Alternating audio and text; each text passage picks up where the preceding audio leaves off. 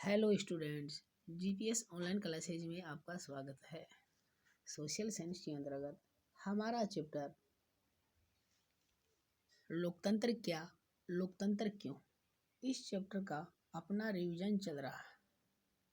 ठीक है, इस चैप्टर के अंतर्गत आज अपन पढ़ेंगे लोकतंत्र की विशेषताएं। ठीक है, तो देखिए विद्यार्थियों, हमने पिछले वीडियो लेसन में लोकतंत्र क्या है इसके बारे में पढ़ा था। तो देखिए विद्यार्थियों, शासन की जितनी भी व्यवस्थाएं हैं या प्रणालियां हैं, इसमें लोकतंत्र एक सर्वश्रेष्ठ प्रणाली है, क्योंकि इसमें जनता अपने प्रतिनिधियों का स्वयं चुनाव करती है।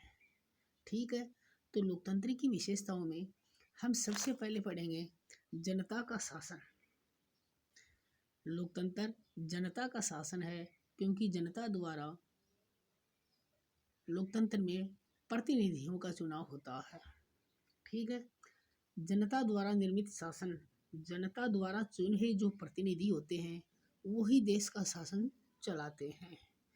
तीसरी विशेषता है लोकतंत्र शासन का एक साधन है, जबकि ये साध्य नहीं है, क्योंकि लोकतंत्र में निर्वाचित जो प्रतिनिधि होते हैं वो जन कल्याण हित में अनेक कार्य करते रहते हैं और जनता उसको बदल भी सकती है। इस प्रकार से एक साधन है जो कि साध्य नहीं है। चौथी विशेषता है जनता के प्रति उत्तरदायी शासन। लोकतांत्रिक शासन प्रणाली में जो लोकतंत्र होता है, शासन होता है, वो जनता के प्रति ही उत्तरदायी होता है, क्योंकि जनता से किए वादे उनको पूरा करना होता है, वरना अगले चुनाव में जनता अपने प्रतिनिधियों को चुनाव हरा देती है। पांचवी विशेषता है लोकतंत्र विकासशील शासन है। लोकतंत्र में हमेशा जब नई नई समस्याएं उत्पन्न होती हैं उनका समाधान ज्यों-ज्यों होता रहता है।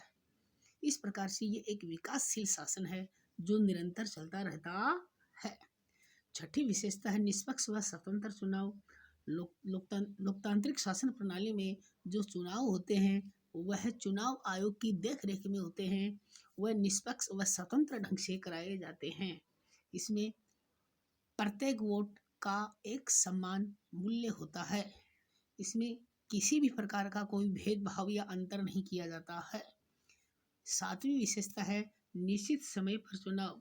लोकतांत्रिक शासन प्रणाली में चुनाव आयोग की देखरेख में जो एक निश्चित समय होता है, जैसे हमारे भारत में 5 वर्ष की अवधि है, तो इस निश्चित अवधि में चुनाव करवाना अनिवार्य होता है।